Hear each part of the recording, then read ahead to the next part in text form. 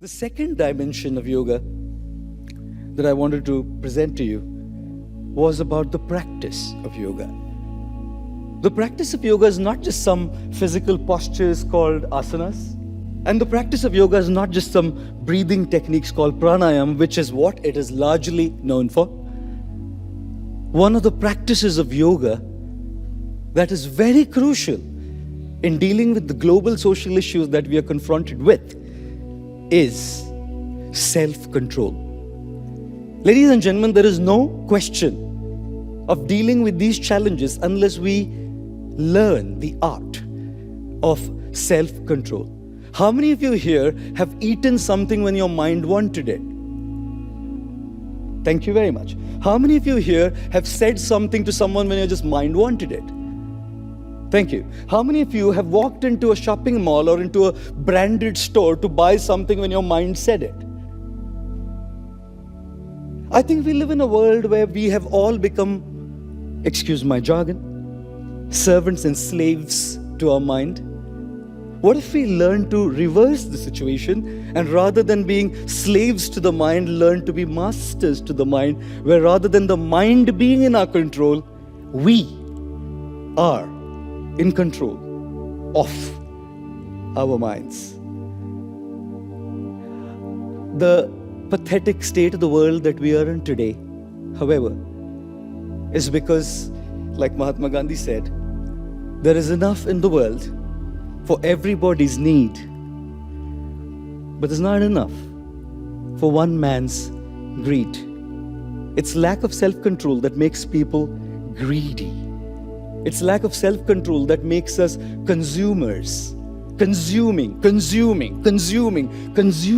at the cost of all of those resources that nature provided us so that we can sustainably live and create a legacy of sustainability for the future generations. Unfortunately for us, however, we don't look at it that way. Consumption is not a problem. We need to live in the world, we need to consume. But should that consumption be at the cost of everything that provides us and everything that gives us? And which is why I do believe that when we are slaves and servants to the mind, we are consumers. But when we are masters to our mind, we are contributors. One of the Sustainable Development Goals of the United Nations is responsible production and consumption. Be responsible in consuming and be responsible in producing. How are we going to be responsible in consuming and responsible in producing? The practice of yoga teaches us the art of self-control. And which is why I always say that look at the mind carefully. Before we find external solutions, we need to look at internal solutions of being in control. Most places where I go, there's a lot of discussion on these subjects, but the kind of consumption that happens by the same people who talk about it, unfortunately, is something that can be alarming. And the last dimension of yoga that I wanted to mention about is a process. Yoga is a process that goes even beyond the mind to connect to your very essence, to your very self, and to connect to the divine and to divinity. And that spiritual dimension of yoga can lead to a very powerful contribution. That's called selflessness. The process of yoga, spiritual purification, leads to selflessness. How many of you love ice cream?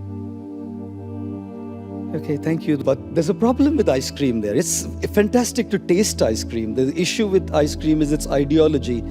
The ideology behind the ice cream is enjoy it before it melts. And the thing is, life is such as well. It melts away. And people who believe in the ideology of the ice cream say, enjoy your life before it melts. A very selfish ideology. Narcissistic and self-absorbed. Contrast that with the candle. What is the ideology behind the candle? Give light to others before it melts. An ice cream melts and a candle melts. But an ice cream is all about narcissistic self-absorption, and a candle is about selfless contribution. Ladies and gentlemen, it is time now that we need to help ourselves and people slowly make that shift from being an ice cream to a candle. The more we stop living as an ice cream and the more we start living as a candle, we will think about the ocean, we'll think about the polar bear, we'll think about some little girl in Syria, we will think about someone out there, because we are not self-absorbed. We are trying to be a candle to look at how we can offer a solution to these issues. You know something? The first letter of the word illness is I. And the first two letters of the word wellness are W and E, which is we. And it's quite fantastic that when we move from I to we, illness turns into wellness. Ladies and gentlemen, it's very easy to make a buck, difficult to make a difference, but together we can all indeed make a difference in our way, in our tiny bit, step by step, and contribute towards dealing with the issues of climate change and other issues that the world confronts today. And yoga can be such a massive step towards it. The philosophy of yoga teaching us sensitivity, the practice of yoga teaching us self-control, and the process of yoga bringing us to selflessness. The 3 P's leading through the 3 S's. When we connect them all, that's yoga for climate change. Once again, thank you all very much for your kindness.